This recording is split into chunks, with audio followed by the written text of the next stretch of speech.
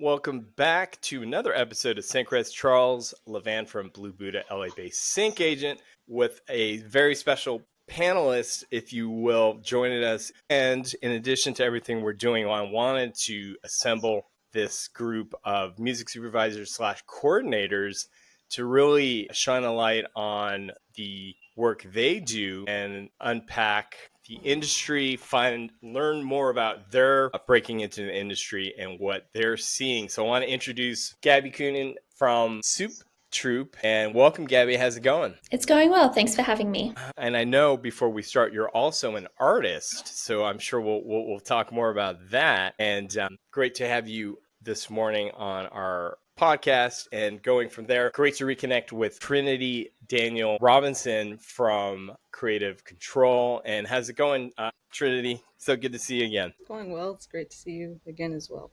Thank you. No, I appreciate you taking the time out. It's been a minute, and from there, we're all LA-based and happy to chat with Calla McFadden. And how's it going? I know you're working with Jonathan Lane over at Clearly Music, and then also you split that time.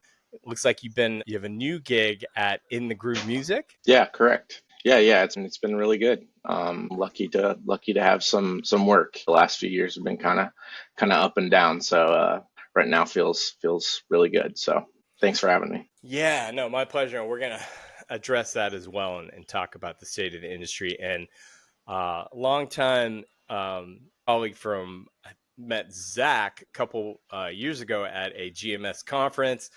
And Zach Luxman, who is an independent music supervisor and also of note, CSUN alumni. So way to go, Zach, on the Matadors. But how's it going, Zach? Pretty good. Very proud to be a Matador. How's it going with you, Charles?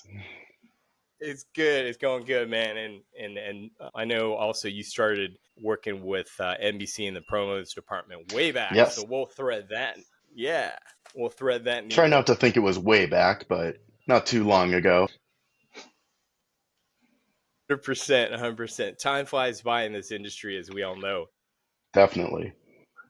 But yeah, so would love to, now that we've done the intros, I'll turn the mic to Gabby and would love to, talk about your current position, what you do, Soup Troop, and how you broke into the industry. Sure. So yeah, I'm currently a music coordinator at Soup Troop, which is a company founded by music supervisor Laura Katz. We mostly do film and TV projects here, but we've also done ads and trailers, and she has done a video game as well. So I'm about to hit a year at Soup Troop in July. And basically, yeah, we're kind of known for kind of covering the entire process of music supervising, from like creative all the way through long form licensing. Some projects we do are just licensing, others we do just creative and clearance. So it just kind of depends on what the project needs. And yeah, Laura's really trained me how to do every step of the process. We kind of like share the load in that way. She gets me to do a lot of things on my own.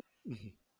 Which has been a really great learning experience. So yeah, mainly we're working on a few features and a couple of TV series. And then in terms of how I got my start, I have a musician background. I still actively work as a musician. I have an artist project as well, but I am not from the States. I'm originally from Australia. So when I was on an artist visa for a long time. And when I got my green card a few years ago, I decided that I wanted to pursue music supervision as well, as something I'd always been interested in. But when I was growing up in Australia, it wasn't really a viable career path. Like I wouldn't have even known like where to begin back home. So yeah, I decided to take the UCLA extension course. I was in Ryan Svensson's first ever class. And that was great. I learned a lot and also took a copyright law and music licensing class there. And then from that, one of my classmates kind of put out the call to a bunch of the students saying, hey, one of my close friends is producing this film. They really need help with music. They can't do it on their own. Does anyone want to do it? So I put up my hand. Mm-hmm. And then coincidentally, the producer was also Australian. So I think that kind of got me ahead of the line. And, yeah, my classmate just called me and was like, yeah, I think you'll be able to handle it. Like, I was the person in the class who, asked questions every session. I was like very like wanting to get as much out of it as I could. Mm-hmm.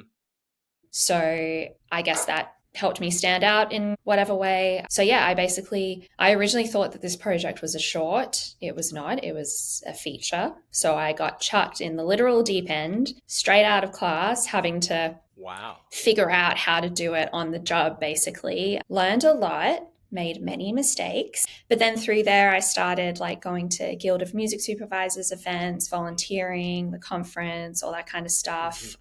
Got some other small projects through my partner who's an editor. So he would bring me on to like help with music for short films. Nice. Then about a year after that, I got a job as a coordinator at 5-Alarm Music. Mm-hmm. So I was there for about 10 months and I'd connected with Laura Katz prior to that. I'd interviewed for Soup Troop a couple of times and gotten down to like the final 2. Nice. And then last summer she hit me up and asked if I was interested in the role again. And I said yes. So yeah, I basically like kind of tried to get as much experience like actually music supervising on my own, like just like connecting with filmmakers, like editors, that kind of stuff, just trying to like do some hands-on work. But having the coordinator job has really just like lifted my game in terms of my skill set. And doing it every single day has really had a huge impact in terms of like my knowledge and like my confidence with doing this job. So that's basically the rundown. And I noticed, unless we forget, you interned with Livy at Dreamboat Music. When was that? Before 5-Alarm and obviously before Soup Troop. And shout out to Livy, and I'm sure that was integral as well. I had Deva Anderson on recently, and internships, learning at the source. When I broke into the music biz in the 90s, I interned straight out of college, Zach, from CSUN, proved my worth within 4 to 6 weeks. They realized that I had already graduated and I couldn't do the internship for school credit, so they created a part-time position for me. So the nugget for anyone catching this podcast is, if you have that opportunity for an internship, just exactly what Gabby described is, being a self-starter, taking those opportunities and carpe diem, if you will, learn as much as you can and create that best impression out of the gates, and doors will open. But Gabby, when you were with Livy, working on film, TV side, I'd imagine with Livy on that with Dreamboat? Yeah, we did a few short films and like a couple of ad campaigns while I was there. And that overlapped with my time at 5-Alarm. I had sort of arranged to intern with Livy, and then the job at 5-Alarm came up. So I kind of did both at the same time for a while. Kind of similar to what Caleb is doing, which was, like a really great experience, because I was learning how like the sync licensing side works, more about that, but also getting hands-on experience on like the creative and clearance side. Yes. And I'd imagine, to thread the needle before we continue the roundtable, being an artist has opened your eyes in your approach when you're recording your artist project with sync in mind and being authentic at the same time. Do you find that factors in when you're going to the studio? I mean, I'm sure you as an artist, you want to create impactful, authentic music, but then there's part of you, since you know how sync works with respect to sync-friendly songs, or do you kind of shut that off and just say, I'm going to be creative for this project and not worry about it being sync-friendly? It really depends. That's a great question. It really depends on the project. So for my personal artist project, which is called Ruby My Dear, that is very much like a shut off the sync brain. Like, this is just my full, authentic, creative expression. Like, I have, because I know, like, I just have so much more of a gauge of how much music is out there and like how many submissions we get at work. I have no, like, the blinders are off. Like, I know how this works. Like, I'm not expecting like anything. I just like, but I obviously, through doing this, like, I know a bunch of music supervisors. They know I'm an artist. Like, I have been hit up by a couple to like test some of my songs and certain things. So that's been cool. But I sort of like, the more like writing for sync kind of thing, I save for other like co-writing projects that I have. And that's where like knowing what works and what doesn't through doing this job like has proved to be really handy. And also just like the kind of more nuts and bolts stuff of like knowing how to read contracts, like knowing when we're potentially getting screwed over, like, and all that. And I have so many artist friends who will call me and be like, hey, I don't really understand what this means. Can you help me? So that's like something I'm really proud to offer to my friends, is like being able to help them through like all the legal language and all that stuff. Huge. Yeah, that could be a whole nother panel, because every day on Instagram we see,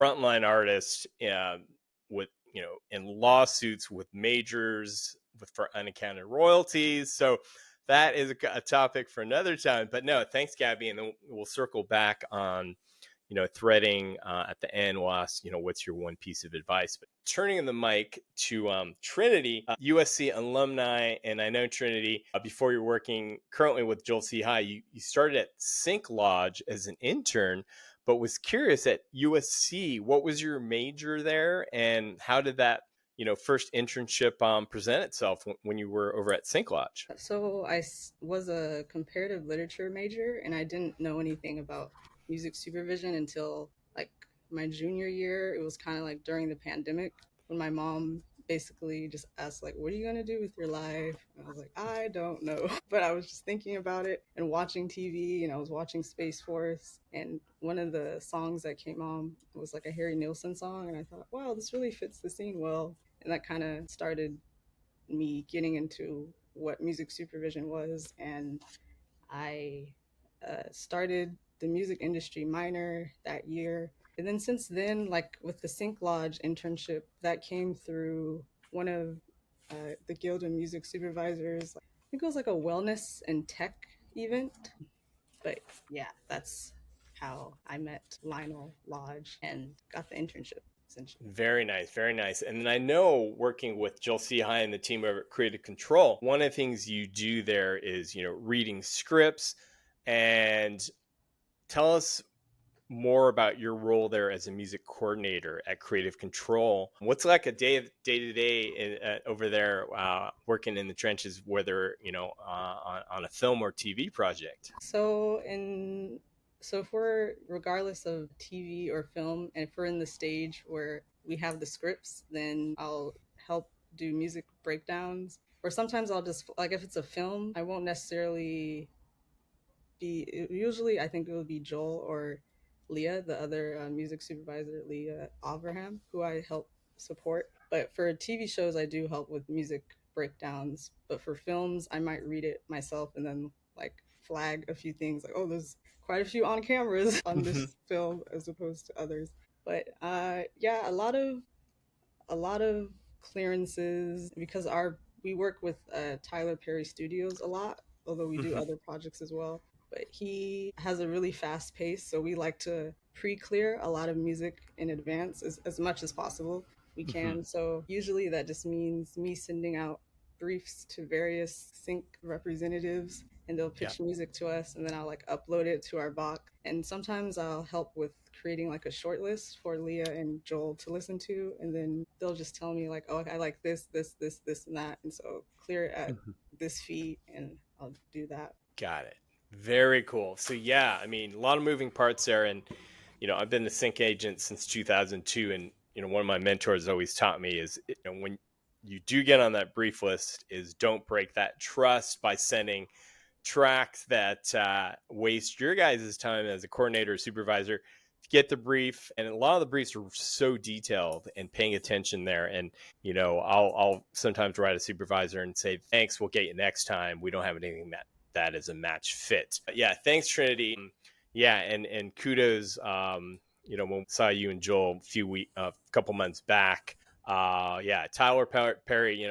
All the projects, amazing projects that you guys work on, and then we'll circle back in a minute to hear what your advice is for new folks entering the space. And Caleb McFadden, Jonathan Lane linked us up over at Clearly Music. Tell us, how did you, land the gig with Jonathan, and what was sort of your first role over at Clearly Music? Yeah, so it's kind of an interesting way that we met. I was living in Portland Oregon at the time, and he was here in LA, and he does. I don't know if he's told you anything about his like office hours that he does. He does like two like 30-minute sessions a week just for anyone who wants to learn more about like Sync. So it's a lot of artists. It's people trying to break into the industry. It's kind of a variety, but a few years back, I just hopped on one of those and got to know him, and I was just trying to like learn more, and looking for someone to kind of like just kind of shadow, and it was really really helpful for me just to get an idea of like what was going on, especially since I lived in a different state that didn't really have like a big Sync community. Yeah, and things kind of just took off from there. I mean, honestly, I feel like it was a lot of me kind of just following up and like just like bugging him and like, hey, do you like need like any administrative assistance? Can I like just shadow you on for like a day or something? And eventually, some more work landed in his lap to where he actually needed help with that. So I started more in an administrative role, just kind of like helping organize things at Clearly, and and which gave me an opportunity to kind of like shadow him, and get copied on some emails and just kind of see like how things were working, and how supervisors like fit into the grand scheme of everything, and who he was reaching out to. And so I'd say for like the better part of like a year, I was like really kind of in that role, just like soaking it all in, just like really curious. I had come from an artist background as well, and that's like really when I got into Sync, was like like a year or two before the pandemic, was just kind of like the tale as old as time, just an artist trying to like, how else can I make money like by doing what I love, and found Sync, discovered that, and then I just really started after meeting more people who were on the business side of things, I just really fell in love with, this side of things, and was like, actually, like I think this is a really good fit for me, because I was kind of the weird oddball band member that liked kind of like the managerial admin stuff. Like, Sure. no one else did. They're like, okay, yeah, sure, go ahead. You can do that. Like, that's fine. Right. So yeah, just kind of fell in that way, and yeah, he's been a great mentor ever since. I've just taken on more responsibility over the years, and so yeah, I feel like it was a mix of his generosity of just like being helpful for people out there in this industry, and then my insane level of curiosity, and just like going down the rabbit hole of Sync. So Yeah, that's a great segue, and then button it up. Also, a question I had for you, Caleb, because I noticed yeah. you had a degree, or Bachelor of Arts in Creative Writing at Colorado State University. So I'm Yeah. curious, when it came to the publishing side, the legal and publishing side of music clearance, did you learn that boots on the ground, or did you take some UCLA extension classes? How did you complement that side of learning the business? Can you like rephrase that question? Sorry. Sure. So, since you had a BA in creative writing, when did you in your career learn the clearance side of publishing, or did you take courses, or how did that work? Yeah, no, I didn't. I mean, really through John, like I really learned a lot of that. I think like in a lot of ways, my first year or two, I mean, even still, I'm learning so much from him. It's just like, in a lot of ways, it's been like a very educational job for me. And so I've really just kind of learned like, just by kind of getting thrown to the wolves and like hands-on experience, which, is great for me, because it's the best way I learn. I mean, I think educational courses are like really great, but I don't know how beneficial they necessarily are for my brain. I haven't done them, so I can't say, but Sure. yeah, I mean, a lot of it has just been kind of like you mentioned, like boots on the ground, just like, getting familiar. And really a lot of it was just shadowing for a long time, and like really just kind of figuring it out and getting a visual idea of, how things really worked. Yeah, amazing. Because to bookend it before we chat with Zach, but I had Rudy Chung on our inaugural API panel about 3 years back, and he shared this story. He was interning with Jason Alexander at Hit the Ground Running, and over time, Rudy proved himself, became on staff at Hit the Ground Running, and Jason was his mentor. And the takeaway Rudy shared is, between the mentor-mentee relationship, just like you did, Caleb, with Jonathan, is committing 100% all in, being open to learning, and you grow leaps and bounds with your mentor because, being able to have access and learn. Jonathan is so well-rounded as a music supervisor. He's vice president now at Slipstream, had him on the podcast earlier. But point of being is learn from the best, be that sponge, absorb it all, and continue growing and learning. Because like you said, you can take a course, you can take UCLA extension classes, but until you apply that knowledge in the real world, that's where the growth really begins and continues to happen. But thanks, Caleb. And we'll have to come back, or we'll spend 30 seconds curious at In the Groove Music, your role there in creative services. What do you do there now? Yeah, so I work in like creative sync and partnerships. It's kind of a hybrid role. So part of it is on the biz dev side, and then other part is, just creative services. So a lot of it is building playlists and just kind of like being like really familiar with our catalog. And so it's a combination of, pitching and biz dev and partnerships. So but yeah, it's been really great. Yeah. Congrats on that. Awesome. Thanks. Awesome. Appreciate that. 100%. And with that, I'm dying to know, Zach, because we never had this conversation, but out of CSUN, you had a bachelor's degree in marketing.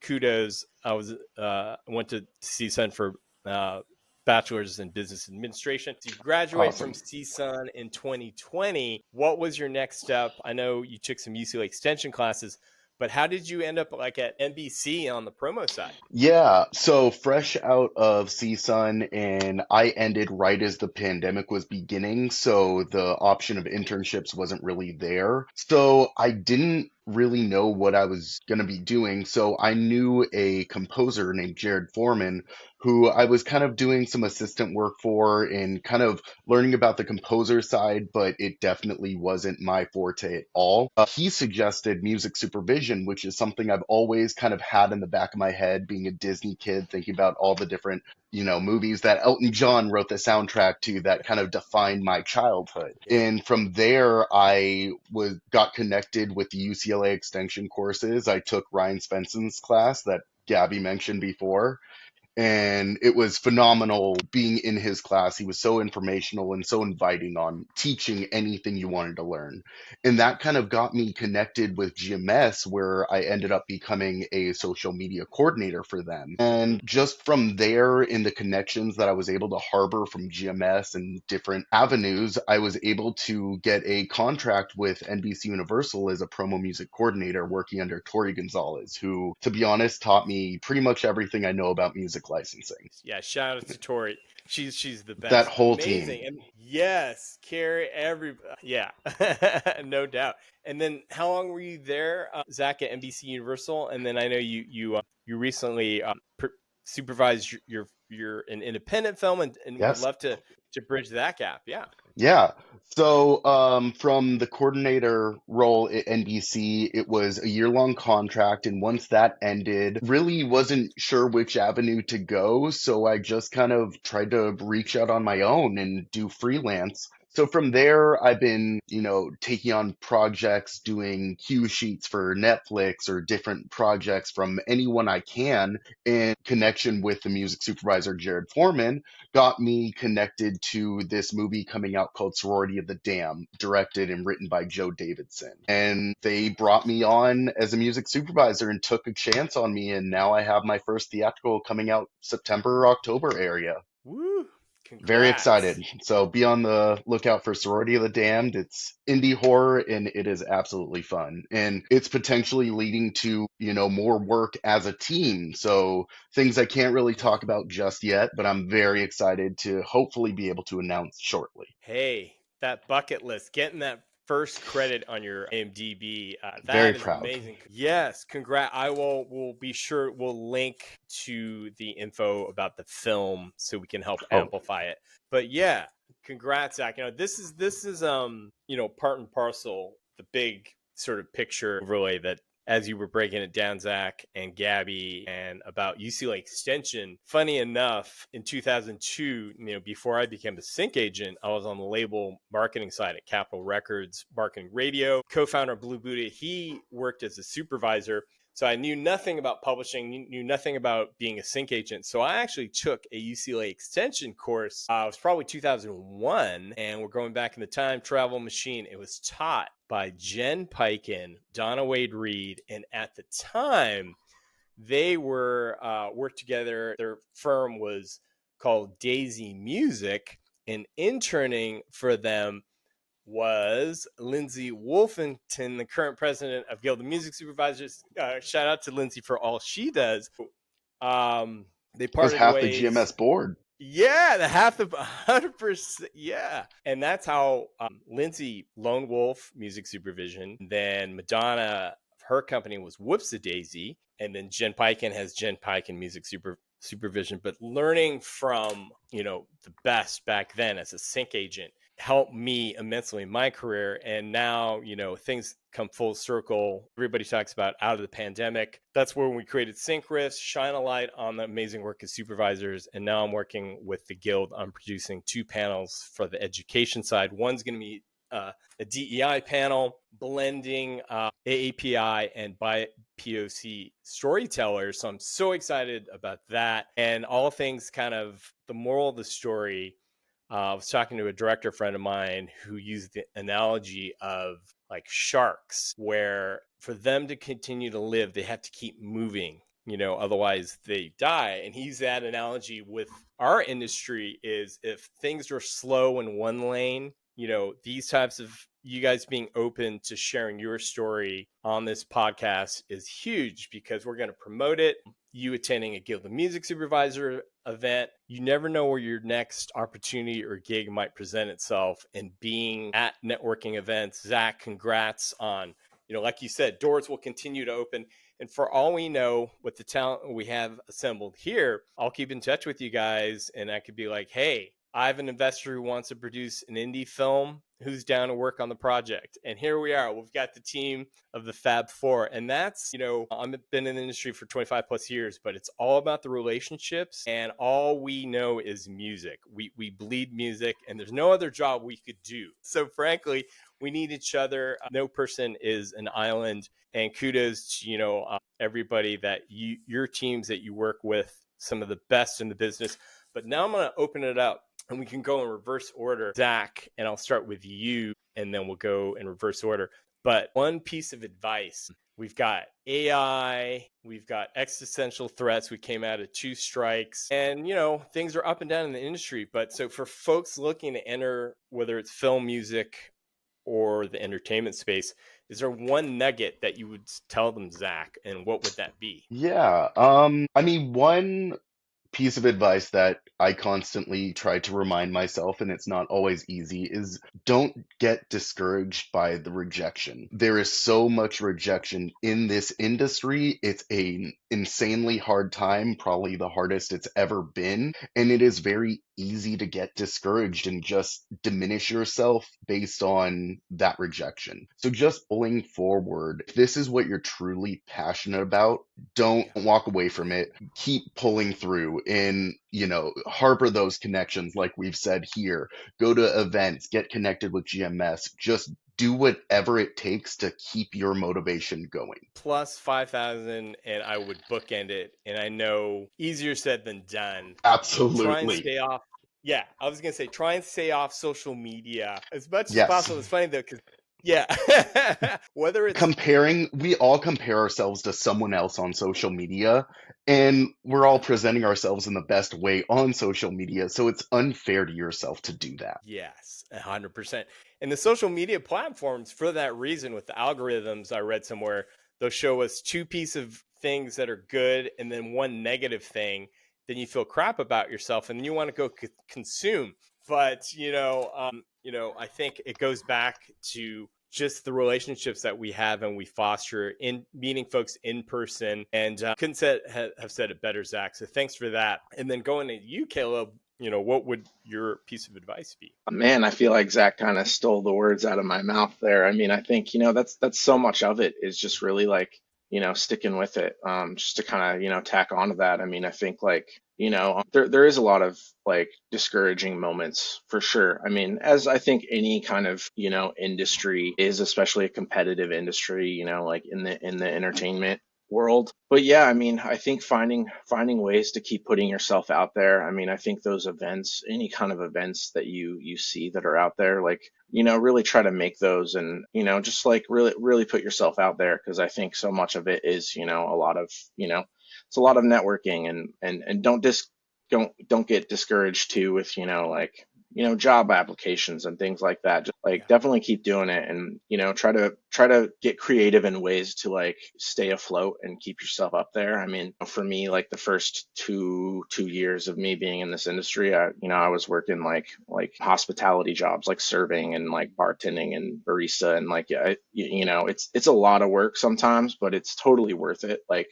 really, like, stick with it, find what you're really good at and like lean into that. But also, we kind of mentioned earlier, a general knowledge is also really helpful. So, if there's parts of this industry that if you're really like interested in learning about and you don't know a lot, find some experts, and don't be afraid to reach out to them, even if you're not in the same city. Because I mean, you know it like one out of, maybe even 50 emails might get answered, but like, it's always worth it. And I personally have seen success in that way. And I think it really was just a matter of like just like amping those numbers and really just trying to reach out to people. And I think people in this industry, like, especially people that are in it, they really love, like, I found that a lot of people really love to like mentor others, and like, because everyone knows how hard it is to break into this industry. Mm-hmm. So I think I've found that more times than not, a lot of people are like, oh, this person's genuinely passionate about this and curious. Like, I want to help them in ways that, I had or wish I had. So that's Yeah. Well said. A couple points, Caleb, to amplify what you said is take on those tasks that you hate, and because it's an opportunity to learn.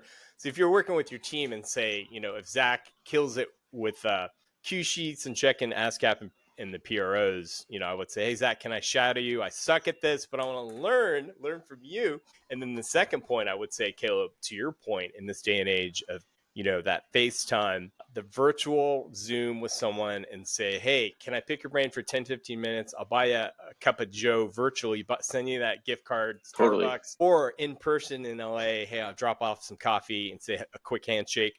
And then when you see that person again at a future event, you made a great first impression, and then following it up and keep staying on someone's radar potentially. And if a door opens up and they go through I'm old school, and when you guys see me, I'll still give you a business card, because bar none, that business card, oh my God, Blue Buddha, I remember Charles, and they get an email from me following up. So much value in a cool, simple business card with a barcode as well. You can scan that and it links up to your website.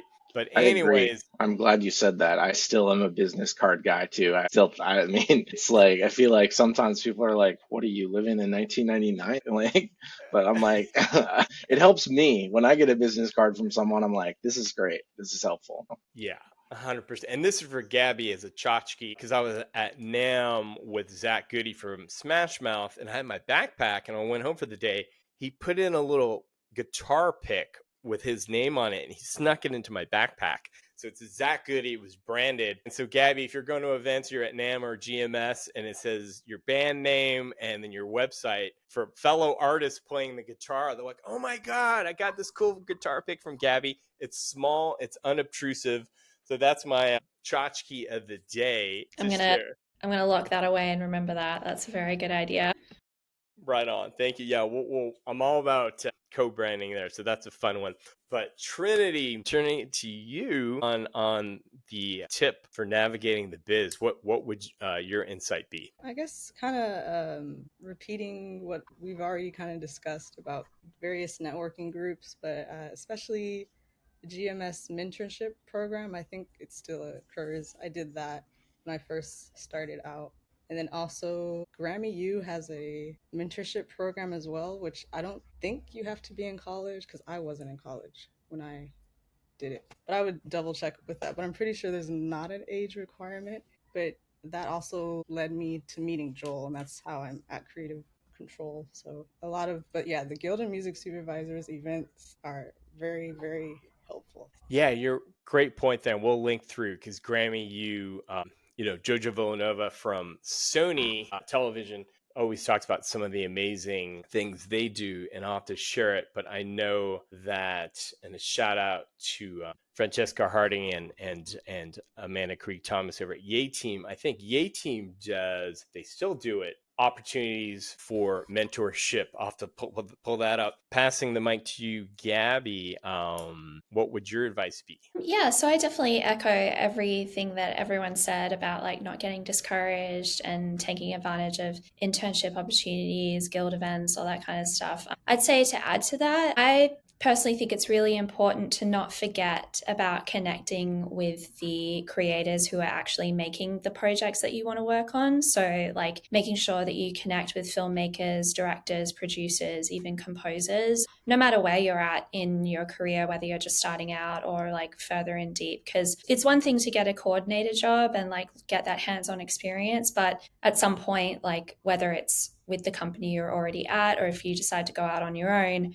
you're going to need to have a way to get projects. And like if you're a coordinator, people might know your name from the emails, but they're not necessarily going to hire you. They're going to hire the supervisor that you were coordinating for. So I think for like college students, like if your school has a film school, like connecting with student filmmakers, trying to like help them like music supervise their thesis films in LA and actually all around the world. There's like tons of film festivals, like indie film festivals, even where I'm from in Perth, which is like the most isolated capital city in the world. There are film festivals there. So I think attending those and meeting filmmakers there, that's really what kind of got my foot in the door was, yeah, just like doing like teeny tiny little micro budget indies. Because those are then people who, as they progress in their career, they're going to hopefully bring me along with them. And like they'll have like their cinematographer that they always work with, their editor that they love, their music supervisor that they love. And like I look at someone like Ryan Coogler, who is, directed Black Panther, Sinners, like all those amazing films. Like he's worked with the same composer since his college days. So like that's huge. Like having those like relationships with the people who are going to get you the jobs, I think is definitely something to keep in mind, as well as like, connecting with people who are doing the job, learning from them. Yeah. So that's my advice. Great advice, Gabby. And I'm going to try and share some screens here because as you were hitting those points, South by Southwest, Sydney, Australia, and yeah, you hit it on the nose. I want to unpack, and I'm just curious as I'm trying to share this. Have you ever attended, Gabby, the South by Southwest in Sydney, Australia? No, that is a more recent event that's cropped up in the past couple of years, and I don't go home very often, so I have not been able to attend, but I'd love to one day. Here you go. Here's the opportunity. So this was, here we go. October 13th through the 19th. And if I'm not mistaken, this is sort of a new, because as we know, South by Southwest in Austin, Texas. And now they've spun it out. I think also they do a one in London, England. So same concept. And this is in Sydney. I speak at NAM, the National Association of Music Merchandisers. That's in January. But they've been branching out more on the education side. And that's typically, from way back when NAM was around, it's all about Gibson. It's the music, the equipment side. But now, because education and sync is so critical in the industry, similar kind of, Gabby, what you're talking about with Grammy, you creating opportunities for connection and networking. So we'll link through. This is great for Sydney. And then, so Q and Yay, monthly music and media chat. And I know the team over at Yay Team, they facilitate this last Friday every month, 12:30 to 2, and it's one Yay Team member and one music industry guest. Typically, they do music supervisors. And just a show of hands, I was just curious. Any of you guys, were you guys familiar with Q and Yay? Okay, cool. Have you guys ever it looks like there's an application process. Has anyone ever participated? Yeah, I did last year, I think. Oh, very nice. And how did you find it? It was great. It was super awesome. They had someone from Fox Mm-hmm. as the special guest, I think. But yeah, it was a great learning opportunity, and there were a few other people and people or mentees who were there to learn. So it was great. Trinity, did you do it as well? Yes, it was kind of in the beginning of my music supervision journey. So like I think 2021. Yes, Okay. it was very. I really enjoyed it. Oh, I see. Very cool. Then safe to say there's a short presentation and then there's Q&A opportunities at the end. Yes, and I think they also allowed for us to give our resumes to in case if there were any job opportunities. So that was also another little cherry on top. Very nice. Very nice. Okay. Well, cool. That is good to know. Curious, Gabby or Zach, are you guys familiar with the Soup Troop, or does any other music supervisors? Is this something that more folks are trying to do? What are you guys seeing out there? It just kind of depends on people's bandwidth. Trying to do what specifically? Yeah, Yeah. like these mentorship opportunities. Oh, yeah. So Soup Troop, we have an internship program. So we usually have 2 interns every quarter, and we get them to they music supervise their own fake film using like all our processes. That's cool. So they basically get to learn how to do it from like start to finish. Very cool. Yeah, I've definitely seen many music supervisors, freelance or not, just willing to mentor and reach out or, give any kind of information that someone might need. Mm-hmm, mm-hmm. Yeah, that's cool. And correct, Zach, at NBC Universal, obviously, I'm sure they have their own department. Folks can, if they want to intern there. Yes, they do have their seasonal internships, and then I think there is some kind of mentorship program, but don't take my word on that one. I'm not 100%. It might be going through GMS. Sure. Okay. Yeah, that's something we can look into. And before we close, I'll just put this question out there for the group, but I'm sure you guys saw it like 2-3 weeks ago with Google's latest iteration of AI, the visuals and the music side. What are you guys hearing about there in your circles of artists or supervisors? AI in this early stage is pretty good, and it's just going to get better. But what's your advice for folks or artists who are worried about whether it's the music side of creating music or actors or voiceover folks? Because AI is just, it's here. And how do we, continue to work through it and not let it, paralyze us with fear, so to speak? I mean, I can only speak for myself and potentially my boss, but we don't use anything that's AI generated. We don't even let our interns use like ChatGPT or anything like that. We're very like, you have an AI in your brain, use that. So I think I was talking with someone else about this the other day, but I think like as AI becomes more prevalent, I think there's actually going to be like a premium on human generated music. Like I think that's going to become more desirable in some ways because it's going to, feed people's desire for something real and authentic. And I'm sure AI will, I don't know, like maybe take away some opportunities, but I don't think it's ever going to replace real human creativity because that is what the AI is feeding off, is the work that real humans have created and real humans will continue to create. That's like not to get on my soapbox, but like that's like an essential human thing is to create. So that's always going to happen. And AI is just always going to be trying to catch up to what humans can do. So Yeah, that's my rant.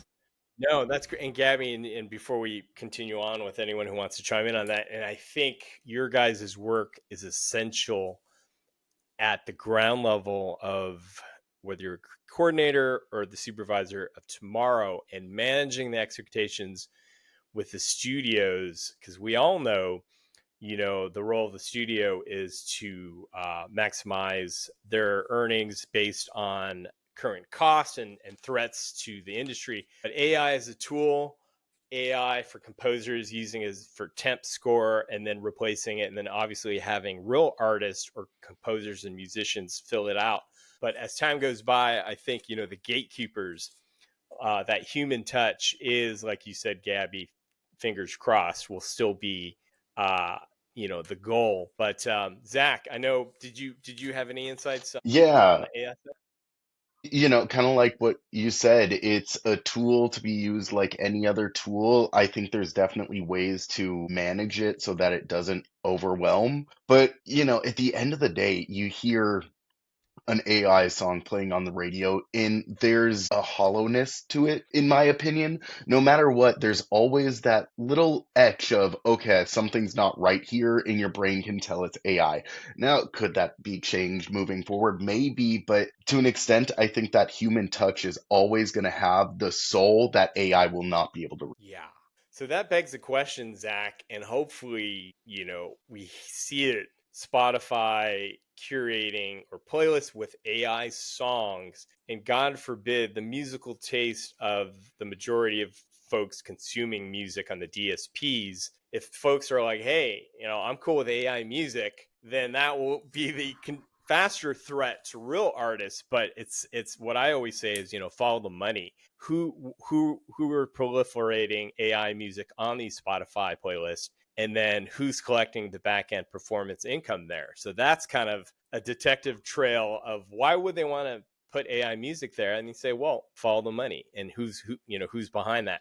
So that's like the X Files, bringing Mulder and Scully to unpack it. But yeah, Caleb and Trinity. Before we wrap on AI, Caleb, with your job there, your new gig, is there anything that you're kind of seeing there? Yeah, sure. I mean, I think with us at like in the groove, and I know so many other people too, like in similar positions or at similar companies. I mean, right now, I think too, because legislation is like really up in the air about all of this. I know a lot of people aren't, if there's any sign of AI, like even at all, sometimes they just won't touch it. Yeah. Like we have a client at Clearly that like they won't, if like you can just mention AI and they're like, cool, we're good.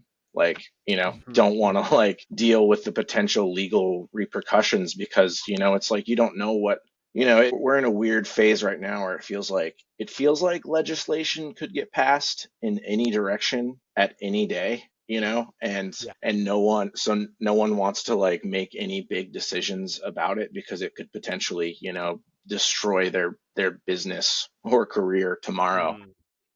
So I think with that, I think, you know, I fluctuate between pessimism and optimism on this topic. I really try to think more like on the human side, kind of like Zach and Gabby were discussing. Like, I mean, personally, like I would always rather hear music, that has a story, and one that's like a human story. And, I think you can still, in a lot of aspects, hear that. There's some, I won't lie, there's some pretty convincing AI songs out there. But, at the end of the day, I mean, I think in our industry, we almost always, if not 100% of the time, need to know where the music came from, especially when we're licensing it. So in that aspect, like I feel optimistic in our industry that like a lot of people are going to be like, oh, this was the writer on this is an AI company. Right. I'm going to pass. So like, Yeah. there are so many amazing musicians out there, and I think so many people in this industry are really passionate about music and about championing artists, that I think, I feel really optimistic about the decisions that are being made by the people that are on the ground level and that are, placing songs and, licensing them. So I guess just my 2 cents there. Yeah, and to thread it with Gabby being an artist and connecting with your fan base, playing out live.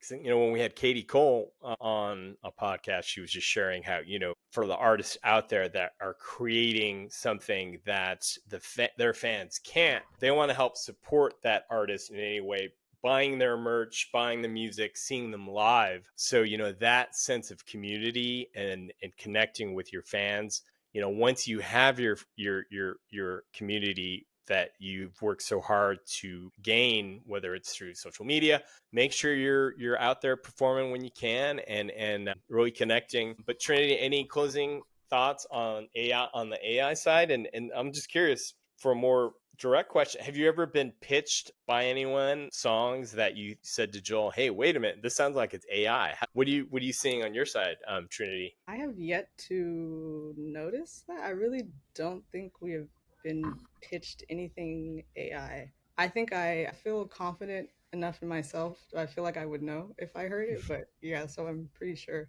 it has not touched our doors yet, thankfully. Yeah, yeah. As we close, and thanks, guys. Great roundtable discussion there.